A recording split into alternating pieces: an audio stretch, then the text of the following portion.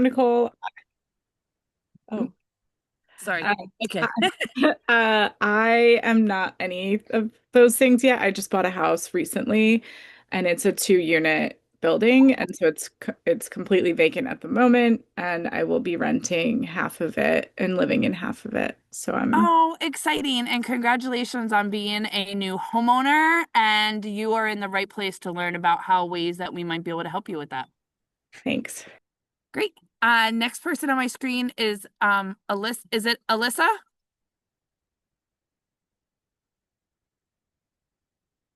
Some on mute. Okay, now I'm off mute. Did I say your name right?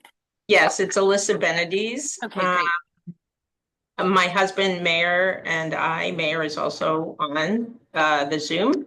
We own a totally vacant property in Copake, New York. It was formerly a single family house. It's pretty large.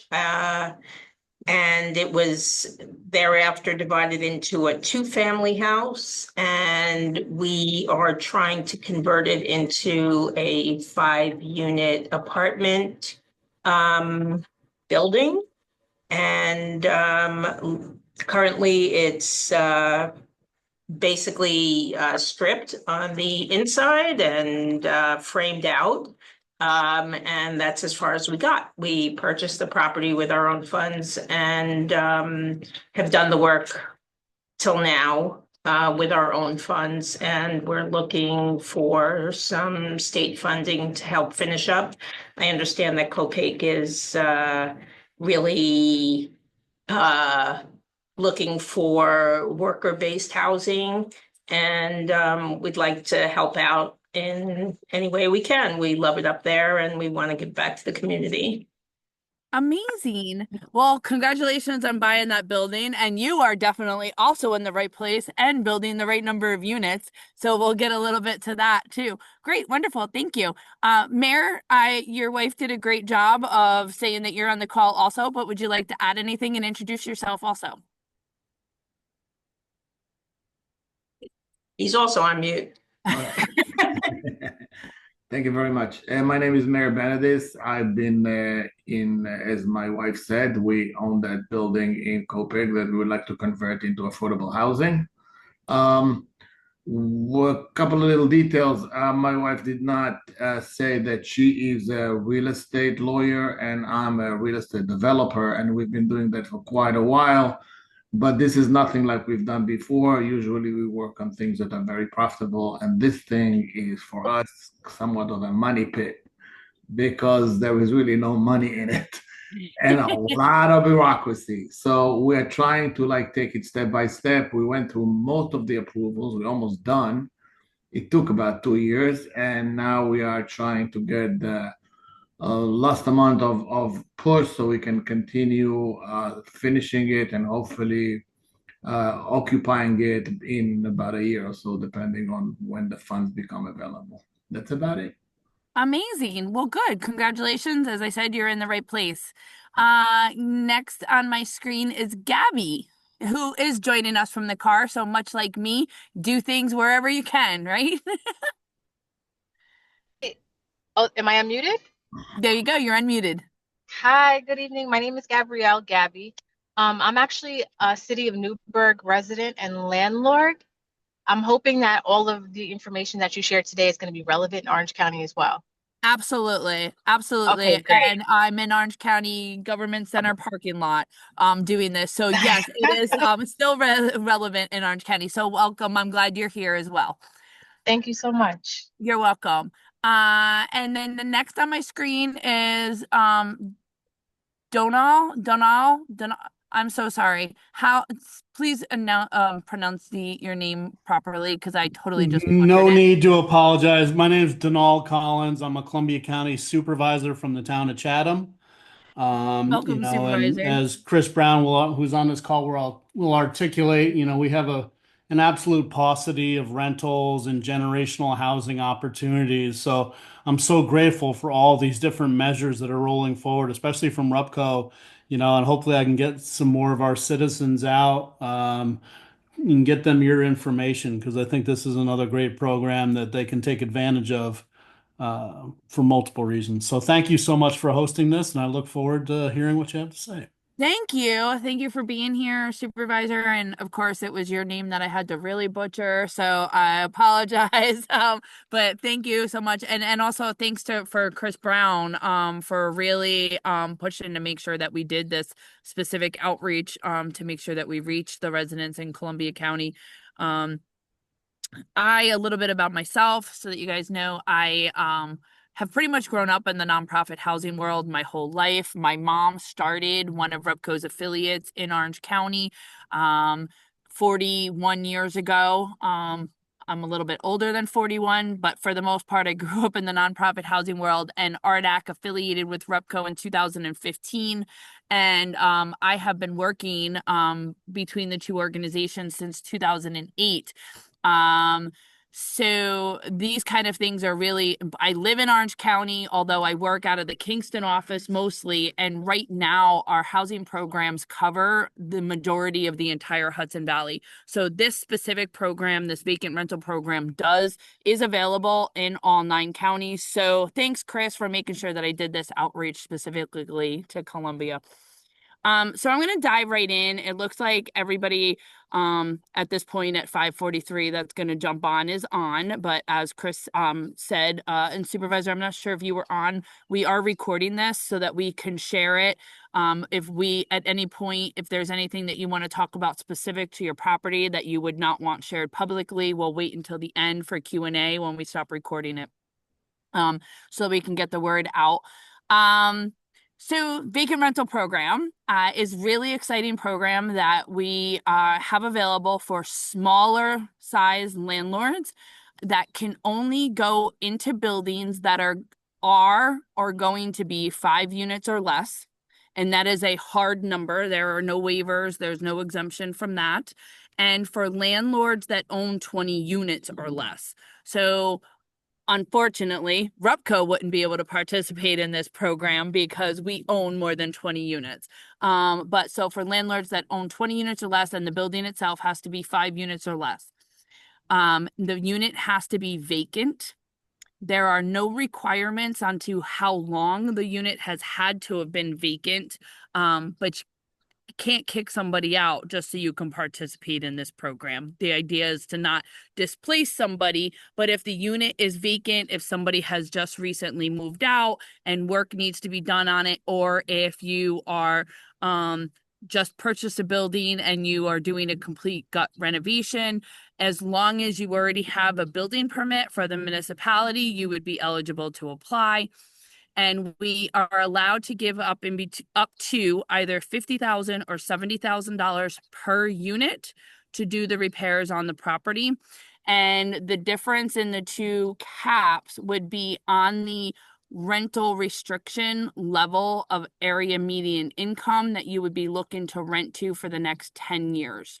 And $50,000 max per unit is an 80% AMI in the area that you would agree to rent to that income level and keep the rents at that affordable rate.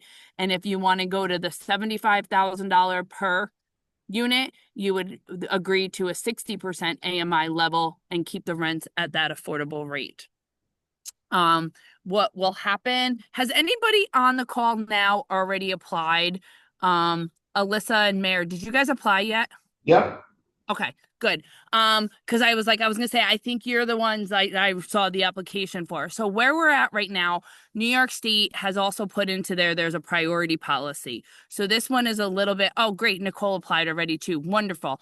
There's a priority policy. So unlike our other programs where I get an application and I can process it and say, oh yes, you're qualified, and send my inspectors out to do an inspection, we had to collect a pool of applications and then go through and score them and make sure that we're looking at things on priority. And I also want to make sure that we award people across the entire region, not just award everybody in Columbia County or award everybody in Ulster County. So you may have submitted your application, let's just say if you submitted it right away when we opened it in March, You will have heard from my staff, my coworkers, either Sandy or Kaya, to get some additional information. We will be scoring those applications and making awards on Monday. So you'll be hearing from us about those awards. There is nobody in this batch of applications that we received that is going to be denied. If you were going to be denied because you did not fit the you did not fit the program parameters, you would have already been told that by now. We only had 2 people that were denied, and the reason for them being denied is because their buildings were over 5 units. One was a 6-unit building. I did go to the state because I'm trying to be a really good advocate and fund as many as we can to say it's only 6 units, it's only 1 unit over, and it's right in the middle of town, and it's for senior housing, and it's a legislative hard number. The building cannot be more than 5 units. So what will happen once you submit an application? All of the applications are right on our website, rupco.org. So everything is there. So you go, you can read the application, and it's probably like 15 pages long, and not exaggerating. It's a very long application, not long in the number of the amount of information you need to fill in, but it's the amount of information to read so that everybody is fully aware of what they're getting into. It explains the priority policy. It explains the regulatory period. But you fill out the application, you get it sent into us. Staff will reach out to you if you're missing any documents that we need to be able to prove that you are a decent landlord, to prove that you're up to date on your mortgage or up to date on your taxes, any of those things. They may reach out for additional information. Then when you're selected, we will send one of our inspectors out to come look at the property and look at the work that you want to complete on it. And I say this all the time, everybody's property is as unique as their fingerprint. So while somebody may have a complete gut rehab, somebody else may just need a few little things. So our inspectors come out, do an inspection, take a look at what needs to be done, do their whole little checklist. They go back to the office and they create an entire work scope with a cost estimate to get an idea of what it's going to cost. And again, while some people may need $75,000 per unit for 5 units, somebody else may only need $30,000, so that we're all on the same page, so that you have an idea of what it is of the work that needs to be done. And then we have the conversation with you, make sure that everybody's the same. This is the work scope we came up with. This is the cost estimate we came up with. And then talk about contractors. Do you already have a contractor that you're working with? Do you already have estimates that you're working with? And go from there. We are under a requirement that we have to have 2 estimates for every work. So if you are already working with a contractor, that's great and that's wonderful, but we do have to have a second contractor come in and give an estimate. That's just to make sure that everybody's estimates and the money is all kind of the same, and that we're not just overpaying somebody to do something else. And so we do that, we get all of your estimates together, and then you, as the owner, chooses which contractor you want to go with. We need to make sure that all contractors are fully insured. And when I say fully insured, that includes general liability and workers' comp insurance. I get the question all the time, so I'm going to just say it right up front. They have to have a full workers' compensation policy. They cannot have a CE 200. And unfortunately, and I get it and I understand, New York State allows for that exemption. But on projects such as this, when we're using state money, I need to verify that they have a real workers' comp policy. So we verify that they have their insurances together. You choose which contractor you want to go with, and then we help create a contract, and the contract is between the landlord and the contractor based on the work scope that was developed together. That goes into part of the contract. Both parties sign the contract, and then RUPCO, if it's a $200,000 job, RUPCO then manages the funds. We pay our contractors, depending on the size of the job, anywhere between 25%, 50%, and 25%, or 50% and 50%. We really try to do everything 50% and 50%. However, we've noticed with maxes on these jobs, it makes a little bit more sense to only be paying 25% up front. Gives us a little bit more control on making sure that the contractors are living up to their end of the contract and what they're supposed to be doing, instead of giving them $100,000 and then when they don't, we're chasing them for $100,000 back. So we pay the contractors to start the work. We verify that they have building permits. The work is getting done while you are there on a more daily basis. So obviously you see things, but we do come out and inspect midway. We also come out and inspect. We hold that last little bit of money back until the contract is complete, and then we pay them. The owner, you will be releasing payments to the contractor every step of the way.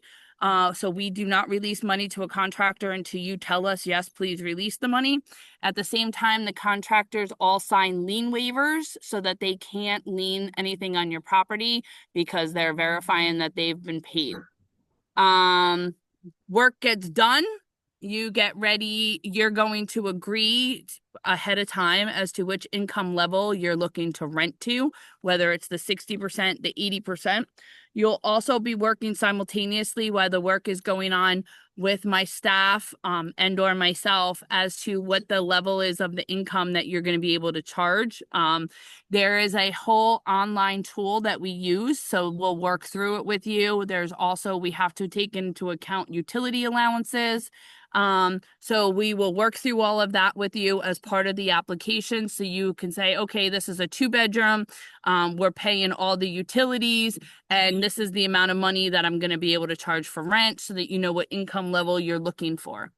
When it comes time to rent, we will have to either you're going to self-certify income and send us a report, or we are going to certify the income for you. Either way, it has to be certified, and it also has to be certified every year. And when I say that, not that we have to get the new income if it's the same tenant, but every year the landlord would certify that, yes, it's the same tenant, or on lease up, every time you have to lease up, you have to get somebody at the same income level. And the reason I explain it like that is because, for example, I'm going to rent to somebody at 80% AMI, and they come in and they're living there for 5 years. But over that course of 5 years, every year they get an increase in their pay. They don't have to move if they now make over the 80% AMI. It's only at lease up that they have to be at that level. You would just have to certify every year that they are still living in the apartment. And I mentioned it's a 10-year lease. I'm sorry, a 10-year lien that goes onto your property that says you received X amount of dollars and that you were going to rent it for this 10-year period of time. That cannot be forgiven, nor can it be cannot be forgiven or paid back in that 10-year period of time. If you have to sell the property for any reason, that restriction stays on the property. So that will stay with the new owner. It can't be paid back early. So I think that's the basic gist of it, on the gist of the program. We have $5 million to spread between the entire Hudson Valley. And which is gets us, if we think, that gets us somewhere around 80 units. And we're really looking forward to, I want to answer your questions. So that's pretty much the gist of the program. RUPCO.org, everything is there. And then let's get into some questions and conversation. Chris, do you have anything to add that I missed before we get into some questions? No, that was incredibly comprehensive, and I think you hit of the FAQs. I think you hit the ones that were the most FQ'd or FA'd. Thanks. And I was really trying to go off of memory the whole time too. Yeah, it's always contractors, and it's always insurance comes up all the time. Exactly. I just want to mention, just in case people don't have it open, in the chat, I dropped my contact information. I dropped the website for this program on RUPCO's website. The only thing I want to say from a programmatic overview, This is not the only round of this that there is going to be. In the recently passed budget, there was $40 million set aside for a second round. So there should be another round of this funding, whether or not sometimes the state doesn't allow communities to apply twice in a row for the same program. That part's not sorted out yet, but there may be another round that landlords can apply to if you're watching this in the future. Supervisor Collins. Yeah, thank you very much for the presentation. Just two questions to start with. Are you going to be instituting, let's say, a rental threshold, like a monthly threshold, to make sure that this money isn't go to someone that can ramp up their rent, even if they are renting Yes. it to a 60 or 80 AMI? Yes. So when we go through the whole funding agreement and we're getting ready to award them and determining the max that they want to go, if they want to do the 60% or the 80%, we're going to tell them the income level that the renters need to be making and also the max rent that they're allowed to rent it at, including a utility allowance. So let's just say each apartment, and we'll say a 2-bedroom apartment, and it has electric heat pumps, electric stove, and regular electric. All of those, and I don't remember the numbers completely off the top of my head, but all of those get a utility allowance. So let's just say it's $200 because the tenant is paying everything. So the max rent, there's a whole calculator online that we print everything out and would show everybody, but let's just say it's a $1,500 a month rent minus the $200 utility allowance. So the max rent would be $1,300 that they're allowed to rent.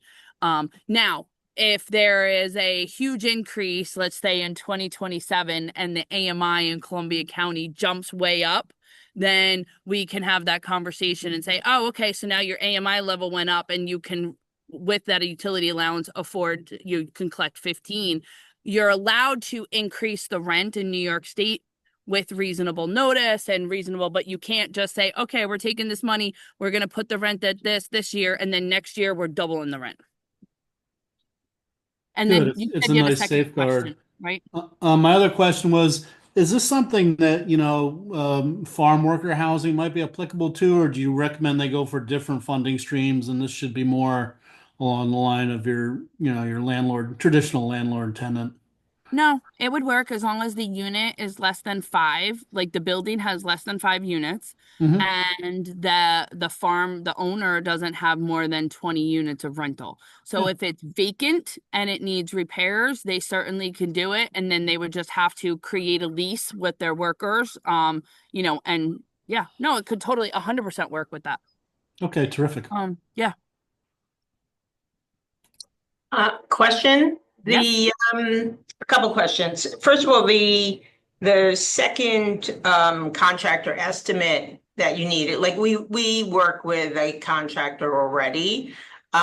Is that someone that you'd pick to come in and give an estimate, or is that and that's in addition to the estimate that your inspectors who come out draw up? So that's actually one thing that we've been going back and forth with the state about, 'cause especially in our accessory dwelling unit program, right? Like sometimes people are coming to us, and just as you, right? You came to us and you're like, hey, this is what we're doing. We're already working with a contractor. I already have my estimate. To send another contractor out there when contractors are already in such high demand to basically waste their time because we know that they're not going to get the job is ridiculous when we're trying to build up contractors that want to work with us. So the state has basically said that my contractors, my rehab people that come out and do the work scope and the cost estimate can verify that the estimate your contractor is giving is a reasonable estimate, so that we don't have to, in those cases, we'll just fill out a form with the state and say that we verified everything, so that I don't want to waste people's time.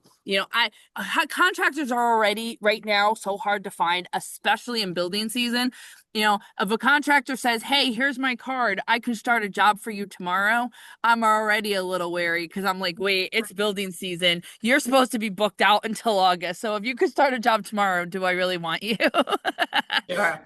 Yeah, so Okay. that's our way around that. So Okay. in your case, we wouldn't get a second estimate. My rehab person would just verify the work.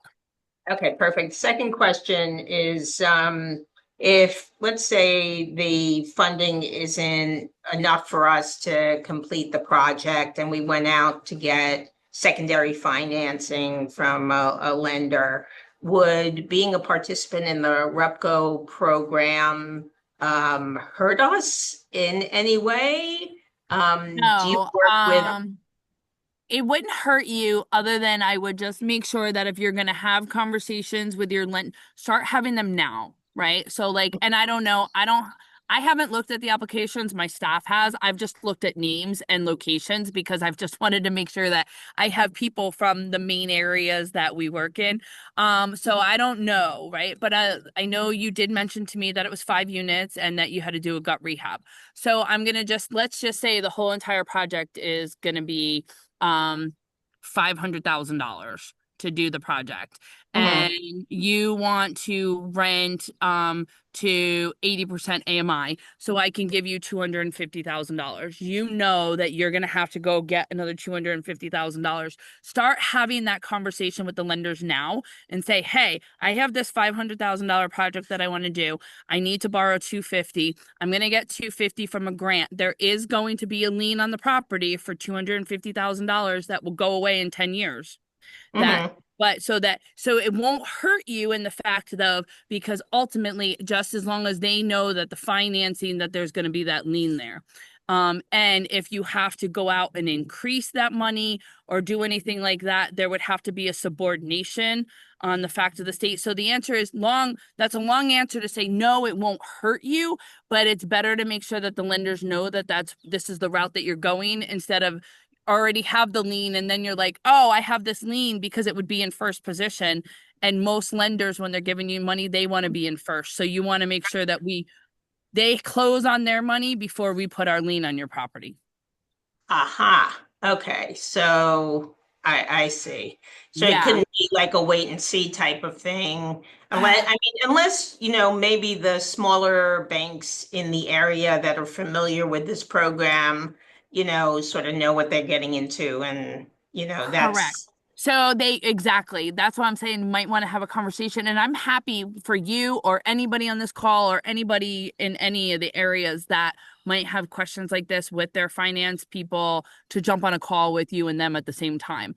okay. Because Great. once we file our lien, and if that's the only lien, ultimately that's in first position. So then when Right. you go to take out money, the bank is then going to say, oh, well, we need to be in first. So then it's not that it's impossible to get a subordination, but then there's loops that you have to fall through or jump through, because usually the state doesn't want to subordinate a lien if you're taking cash out, because then they're like, oh, you can do anything you want to do with the cash. Their port is creating this affordable housing opportunities. So I'll help out, jump on the calls. We'll get it, because I think we should have the financing in first position so that ours is in second, even if it's a line of credit that maybe you never have to tap into, but at least so that that's already in first. That's a good idea. Okay. Thanks. You're welcome. I will say one Hi. thing. I am not very well versed in bank financing for construction projects, but one thing I do want to say, if you do have to go to the financing side of things, it's going to be an income producing project because there's rent there, and also there's not a mandate that you have to keep the units filled, but if you can't find a tenant, you actually have to go through steps and you have to receive a waiver from the state. So there's a huge amount of motivation to keep the units filled, which should allay some of a financer's fears. Agreed. Yes, agreed. And like I said, I'll happy to jump on any of those calls with you and your finance. Gabby, did you have a question too? I have a couple of questions. Sure. Where do you find that AMI number by county? So real quick way you can go is to HUD, just Google HUD AMI levels and then choose 2025 and your county. But then there's an online system, it's called Novogradic. And Chris, Chris is he's already on it with giving you the HUD AMI levels. But then Novogradic calculator is the one that for this program we're required to use. And you can go in, you can put in the state, the county, and then you can ask it to give you the letter or the calculations for both 60% and 80% AMIs. It will give you the household income and the maximum rents. Oh, wow. Then there's that other little thing that I was talking about a little bit with the utility allowance. That's not on the website. That's more, and I don't have access to tell you where to get the utility allowance for Columbia County off the top of my head. But I can get that to you. So the utility allowance will come off of that. But the Novogradac link that Chris put in here will really help you out a lot with the income and the rent maxes. Thank you so much.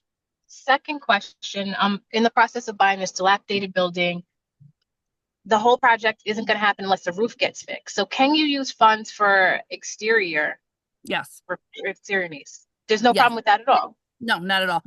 As long as unit inside is, as long as they're vacant units and you fit the criteria that you're putting 5 units or less in it. Got it. And you have a building permit. So that's another thing that I just want to stress. If it's not already an existing unit, right? Like, so like, you know, if it's not already, you're saying you're buying a building, if it's not already existing there as 2 units, your building permit has to say you're putting in 2 units. And then, but yes, we can be used for the roof as long as you have that building permit. Okay. And then lastly, as a landowner, let's say I have a certain amount of money allocated to put towards this project at all as well. Are there any kind of savings caps or even income caps that would prohibit? No. And No. am I required to spend my own money first? You are not. That is what is so really cool about this program compared to other programs. There are no income limits, there are no saving limits, and there's no owner contributions on this part, unlike some of the other programs that have been run out. So, nope. Wow. And then lastly, how many applications do you have at this point? 36. 36. And you said, what was 80? 80 is the number of units. 80 is the number of units. So I have 36 applications. That does not mean everyone is going to get funded. As I mentioned, there's 2 that have already been denied, based on being over unit count. And some people apply because they don't read all of the information that comes along with it, and they don't realize that it has to be an income cap for their renters, and they also don't realize that it's a 10-year lien. So a lot of them have already fallen off and said, oh, I don't want to put a lien on the property, or oh, I don't want to use the money for this. So got it. Another question. So expenses are increasing across the board, like utilities keep going up every year, my taxes keep going up every year. What happens if 5 to 10 years down the road, just financially, this income cap, it no longer makes the property financially tenable? Do you know what I mean? If I'm not making enough to cover the expenses, will there be any adjustments at that point in time? The only adjustments that I can say they will allow us to make in 5 years is if the income levels continue to go up. So if the income levels go up, then that means I can allow you to increase the rent to be affordable to that income level. Unfortunately, you are tying yourself then in still to being in that. And I hear you. You're right. Like, you know, we don't even know what's going to happen in 5 days from now, let alone in 5 months or in 5 years as far as expenses go. But you know, the state is saying, well, we're making a substantial investment into your property now. So it is unfortunately a little bit of a risk that you're taking. Okay. Thank you so much. That was so informative and helpful. Of course. No worries. Thanks. Any other questions? I have a couple of questions. Sure. You were saying that the way that you dispense the money is 25, 50, 25 or 25, 25, 50. Does that mean that the last check that you give is 50% of the project? No. So usually what I do is 25% to start, 50% in the middle of the project, and 25% at the end. But yeah, the other 25% I hold back until the project is done and we're able to inspect that it's done, and then they get their check. Now, that does not mean that I'm not open to, so let's say your contractor comes to me and says, hey, I'd like to get paid in these increments. I'm open to it. It's just a way that we have to hold back some money until I have a COC, right? I can't, So, you know, we can work on it. And like I said, I've been doing 50 and 50, but sometimes for us, 50% is too much to lay out on the front end. And also the contractors don't want to hold back wait on 50% to finish. So, I'm open to that, as long as, everybody's you're protected as the landlord to make sure that the work is getting done.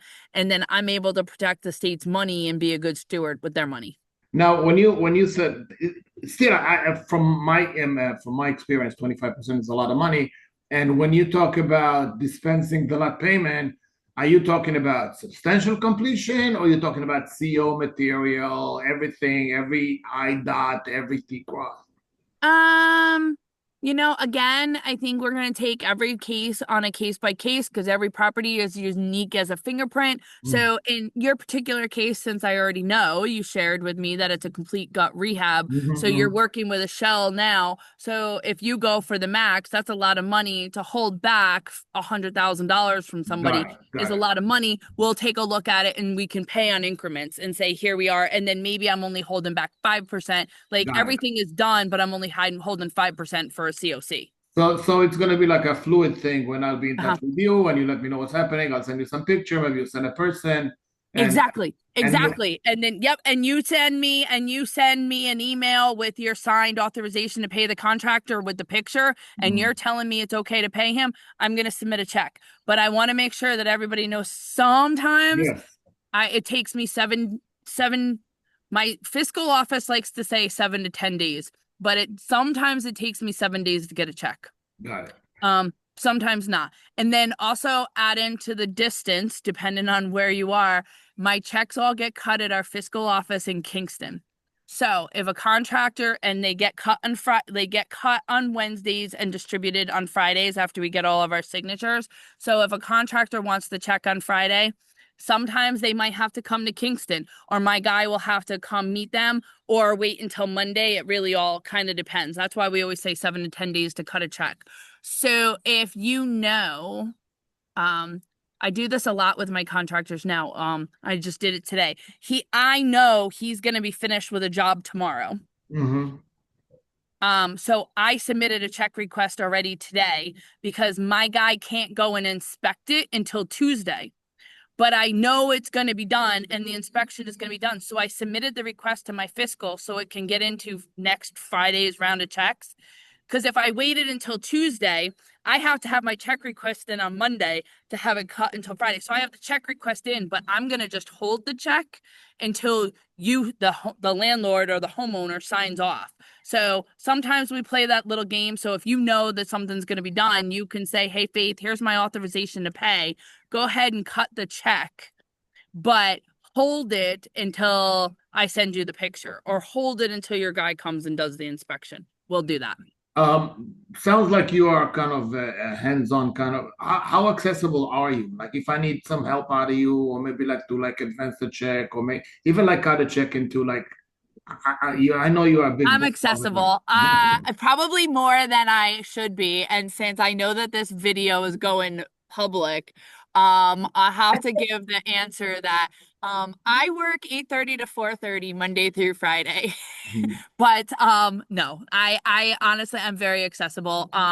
If you call me, you can get to me. You can email me all the time. Chris has direct contact to me also. He has my cell number. He can send me a text message. I am pretty much hands-on.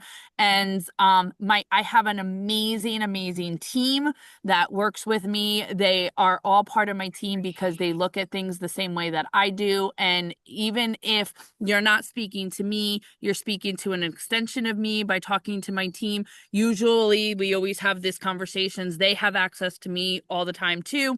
So then they'll text me and they'll say, hey, Faith, Mayor just messaged with a thing, an authorization to pay. Is it okay to do it? And I'll be like, yeah, send it in. Like, whatever. So you might not be talking to me, but trust me, my staff is talking to me. So yeah, I am pretty hands-on. Okay. Although I'm going on vacation next week and I made a promise to myself that I was going to try to disconnect. So if I don't answer you next week, that's just because I'm trying to disconnect. We're going to need the number in that hotel. Yeah, I need to make a note of that myself.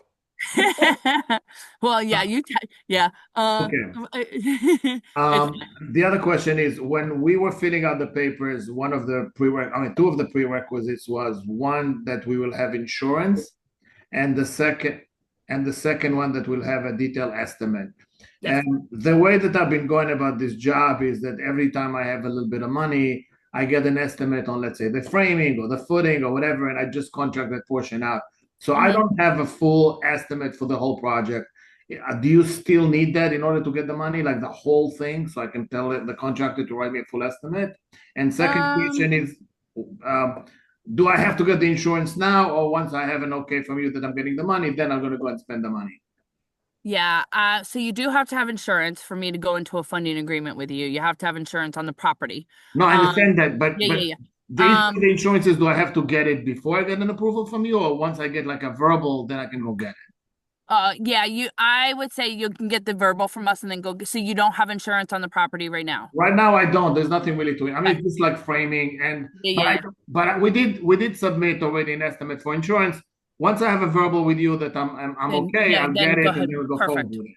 All right, and you'll get that verbal on Monday. My team will be reaching out for the verbal because they'll be reaching out and saying your application appears to fit all of the guidelines, and then we'll send our inspector out to go do the work scope. So no, I don't necessarily need the whole job estimated out, but I want you to have a really good clear picture, because the last thing I want, like I said, I need to be a good steward with the state's money, is to say, here you go, we're going to give you $300,000 to finish this job.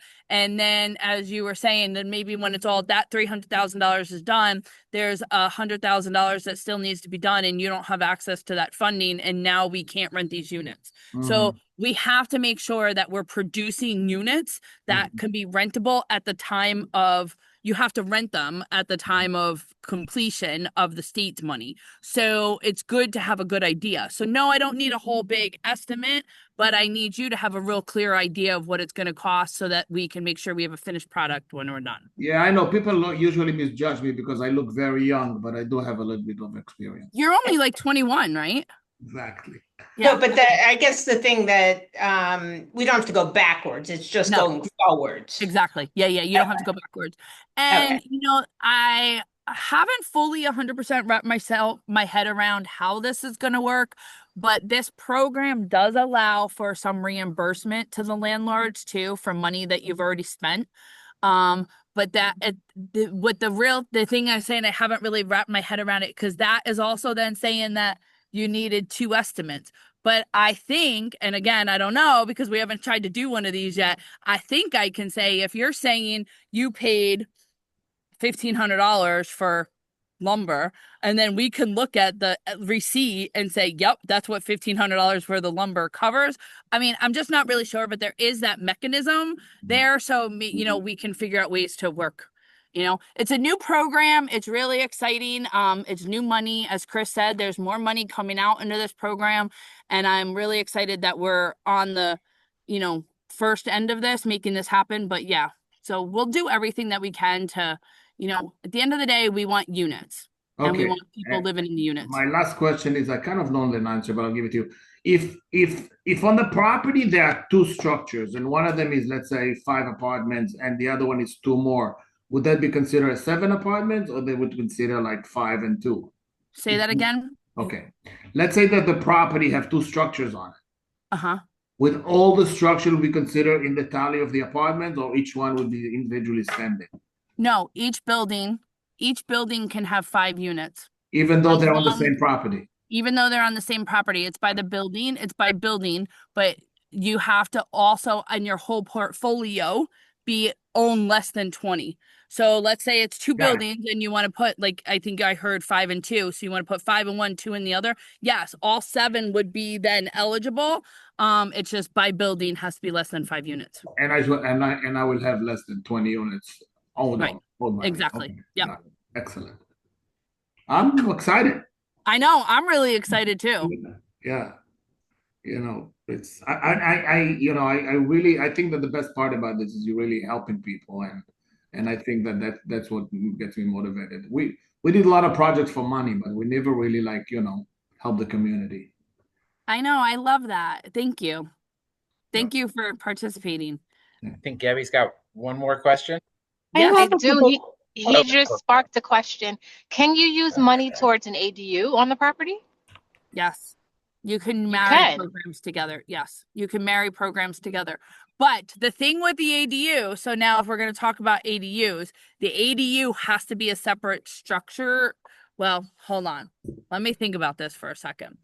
So ADU requirements say that you can't have any other rentals on the property.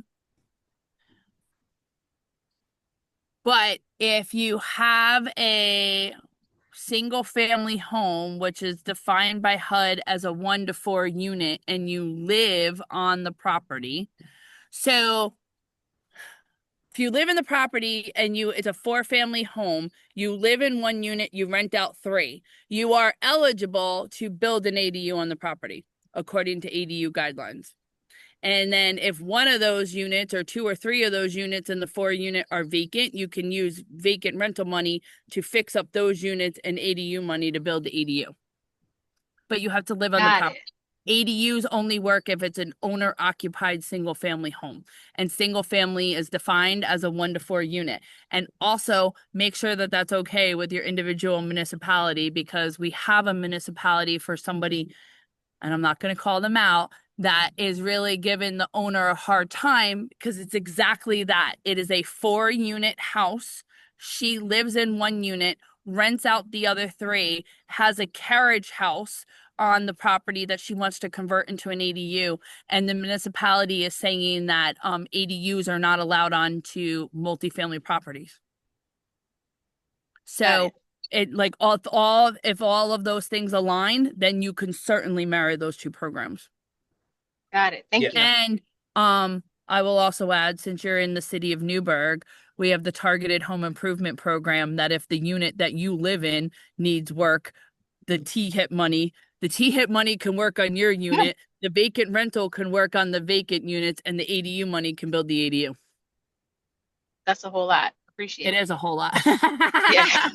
I know. And my staff is going to say, why are you doing that? We're going to, but it's because I want to get units built and I want to help people, and everybody deserves a safe, decent, and affordable place to live. And I can't say enough how lucky we are to have the partners that we have in New York State Homes and Community Renewal, and the forward thinking that they have, and the money that they're bringing to the governor to get into the budget, and our elected officials of getting this money into the budget and getting it all out there. We are really lucky that they are putting these programs out there. I'm happy to live in New York at times like this to be able to build this housing. I think That's we've got great. Thank you. I just want to clarify one piece of that, because I think a couple of things for folks that are watching this later. The question about if an ADU can be used, or if an ADU is eligible for this program, that's just a yes. A lot of Faith's answer was about the +1 ADU fund specifically. So for specific ADU questions in whatever your municipality is, you should always reach out to that building department. Mm-hmm. I think we've got a hard stop at 6:30, so I think Nicole's going to be our last. Can I please ask a question? No, it's perfect. I've been trying for a while, but I do have to work at 6:30, so I will have to get right off also. I am just curious a little bit. You've described a little bit about the process, but I'm trying to understand. My scenario is pretty. My project is pretty small. It's just 1 unit. I now have a mortgage that I'm paying. Interest rates are really high. The mortgage is really high. And so I would love to be able to get this done like really quickly. And I'm just wondering what you see as like a time frame for a project of that. I can get the work done really quickly, but on your end, like what would the time frame and how does that go? I think I saw in the comments that you already put an application in, right? I did. I'm going to assume you've heard from Sandy or Kaya if there was any documents missing. As long as you've got them all in, any documents that they've been asking for or that were missing, or close to by Friday. Monday, we're going to make an announcement and tell everybody conditionally that you're awarded. So you'll hear from us on Monday and say that you're conditionally awarded and that we're happy to give you the money. And then here's our next steps. Be able to get an inspector out there. That might be the longest wait. It might take like 2 weeks for us to get an inspector out there to do the inspection, come up with the work scope, and then essentially if you already have a contractor and you already have estimates, contractor can be starting in the month of June. Okay. And then what does that process look like as far as the like your involvement? So we get the work plan is together and I can get the work going. Does somebody then come out at the end just to check and make sure everything is done, or is somebody needing Yeah, to? we're actually probably you're gonna see us. So yeah, you'll see us ahead of time when we do the work scope. Then you're gonna sign contracts that are gonna be between you and the contractor. After we get, we review the estimate, and then that you're gonna see us. Maybe it's gonna be at your house, maybe it's gonna be somewhere else. And then you're gonna see us or send pictures from you like midway, but then we're also gonna always come and do a final inspection and be there every step of the way. We're going to work with you as much as we can to help you, get the building permit, all that other stuff. Just FYI, everybody, my computer just went on battery saving mode. So if for some reason in the next 3 minutes I go black, you know why. This is also a question that probably would only apply to like, or maybe not, since other people may be doing their own work, but I've been doing, like myself and family members have been just doing the work now. Uh-huh. Uh, so for smaller things that may not be covered, like if I'm doing bigger things like a roof under this with this Yeah. money, if I just need to like go and buy paint so I can personally paint the walls, can I just be reimbursed for those things, or does it all have to go through the contractor? There is a piece of this that does allow for landlord reimbursement. And again, like it's saying that there needs to be like 2 estimates. So I think as far as like stuff like that, keep your receipts. My answer is going to be, I think there is a way, as long as you're still under the max, that I can reimburse you. I'm just not fully wrapped around what that's going to look like yet, but just keep all of your receipts. Okay. And if you have any other questions, like feel free to reach out to me or Sandy in my office and ask the questions prior to us making the awards on Monday. The only thing I didn't have was estimates. I do have some estimates that I can share for some of the work that I would like to do, but I also um, just found out about this a few days ago. So Yeah, I only no have a worries. bit. And no worries. It's okay. It's not a requirement. You don't have to have the estimate. We're asking for them just because we were trying to get an idea. Honestly, it was really more me kind of trying to get an idea of like location, and also like, do we think everyone is going to be using the max? So then like I'm kind of like, oh, if maybe people only need $25,000 per unit, then I can do 160 units. So like it was really more of just like that kind of stuff, why we were asking if people had estimates, because once we come out and do a work scope anyway, maybe we're going to be like, oh, right, I didn't realize I needed to get that done, or oh no, I don't need to get that done. So you don't have to have them, so you'll still get your answer on Monday. If someone is using significantly less than the max, does that change the 10-year requirement? Unfortunately, no. Okay, Not in this program. Yeah, this program is a very hard 10-year requirement. And as I mentioned, there's no repayment. If anybody's familiar with some of our other loan programs, there is like after 5 years, you might only owe 50% of it back, or there's a repayment and there's a recapture period. This program, the 10-year period stays with the property no matter what. okay. Is there any way that someone could help me figure out exactly what the 80%? I can do the income limit 100%. part. Can you, if you don't mind, send me an email and I will work through it with you tomorrow through email, or I'll even happily jump on a Teams with you. And anybody on this call, feel free. Chris, I know, sent my email to the chat. Feel free to reach out and email me anytime between now and 5 o'clock next Wednesday, and I will be happy to jump on a call with you. But after 5 o'clock Wednesday, I really am going to try very hard to disconnect. But anybody from my team will also be happy to walk you through and help you out with that. Awesome. Thank you so much. Hope you No, enjoy your thank you so much. vacation. All right, that Thanks. is 6:30. The issue is this is Faith's Zoom. So if Faith's laptop goes away, this Zoom goes away. Oh, So yeah. if there are any other questions, my email address is in chat. Hopefully people copied it down. I think most folks on the call have it. Faith's email address is in there as well. Other than that, thanks for coming out. Faith, any last words? No, just thank you. Thank you all for caring enough about housing to take time on an evening to come and learn about this program. Any chance that you get to thank our elected officials for making sure that New York State Homes and Community Renewal has the money to put into the budget for this, please do so. But seriously, thank you all for being here and being a part of this. And rupco.org is our website. All of our programs are on there and all of our contact information. Thank you. Thank Thanks, you. everybody. Thanks. And my computer Thanks. stayed. I love it.